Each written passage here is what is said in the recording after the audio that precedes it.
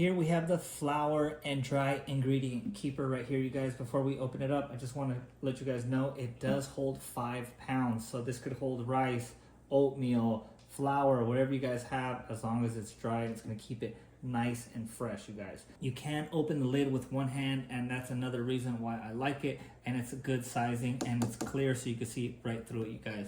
So this is the lid right here, as you guys could see. That's the top. It's kind of like an off-white. And then we do have a plastic body so you guys could kind of see through it. That way, just in case you're running out of flour, you already know you have to buy some.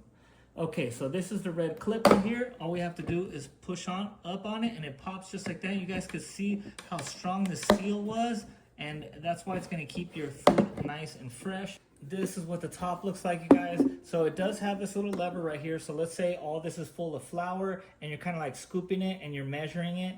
It kind of has it so you can like scrape the top off so you don't have a mountain of scoop, and that way you guys are measuring right. So I do like that, have that there. That's what it looks like on the inside. I'm gonna go ahead and put some flour in here so you guys can actually see what it looks like. As you guys can see, we have all the flour in there, you guys. I'm telling you, it holds a lot, and that's what it looks like from the inside. All we have to do is scoop it out. Like I said, we just rub it right here, get all that nice and plain so we get our measurements right, you guys.